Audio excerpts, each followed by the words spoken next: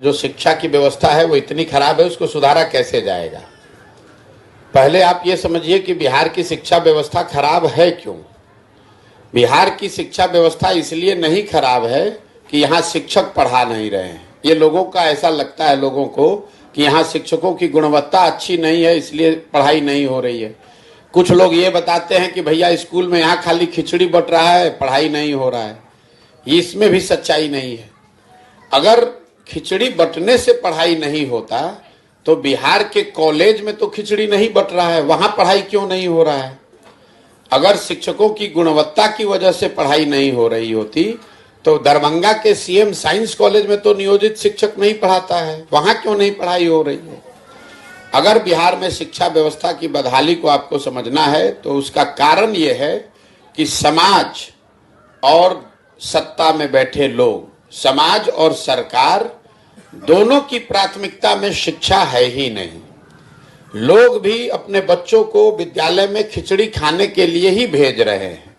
आप अपने बच्चे का नामांकन किसी कॉलेज में पढ़ाई के लिए नहीं करते हैं, डिग्री के लिए करते हैं कि बीए का डिग्री मिल जाए, एमए का डिग्री मिल जाए। बिहार की शिक्षा व्यवस्था एक पंक्ति में स्कूलों से खिचड़ी बांटने की व्यवस्था है और कॉलेज से खिचड़ी बांटने की व्यवस्था है। पढ़ाई दोनों में कहीं नहीं हो रहा है।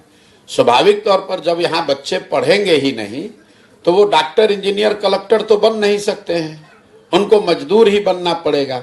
इसीलिए बिहार में आपको दिखता है कि जो ज्यादातर लोग तो पढ़े लिखे नहीं है, स्कूल में कुछ क्लास पढ़ा और जाकर मजदूरी कर रहा है। लेकिन जिनके पास डिग्री है उनके पास भी पढ़ने का कोई, उनके पास भी नौकरी रोजगार नहीं है, क्योंकि उन्होंने शिक्षा नहीं हासिल की, उन्होंने डिग्री हासिल की है। बिहार में समता मूलक शिक्षा नीति बनाने के नाम पर जो व्यवस्था बनाई गई है, इसमें हर गांव में स्कूल के नाम पर भवन बना दिए गए, लेकिन जहां विद्यालय का भवन है वहां पढ़ाने वाला शिक्षक ही नहीं है। जहां शिक्षक पढ़ाने वाला है वहां विद्यालय का भवन नहीं है। जहां दोनों है वहां बच्चे नहीं हैं, और जहां तीनों है वहां पढ़ाई नहीं है।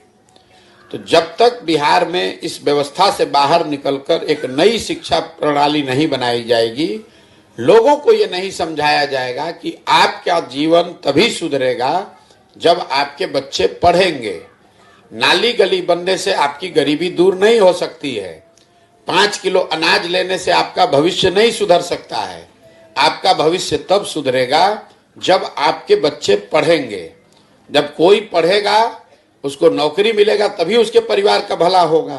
तो लोगों के दिमाग में जब ये बात आएगी, लोग पढ़ाई के लिए अपने नेताओं से, सरकार से मांग करेंगे, पढ़ाई के लिए वोट करेंगे, तब उससे एक बेहतर शिक्षा बनेगी।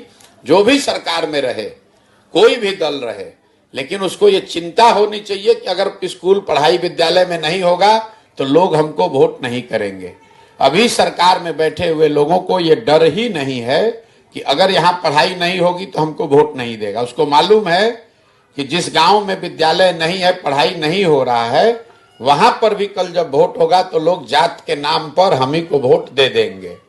जिनके बच्चे बिना पढ़े लिखे अनपढ़ हो गए, वो लोग भी जाकर जात के नाम पर, हिंदू मुसलमान, मंदिर मस्जिद के नाम पर, 5 किलो अनाज के नाम पर वोट जाकर दे रहे हैं। इसीलिए बदहाली है। और दबाएं बेल आइकन हमारी वीडियो सबसे पहले देखने के लिए।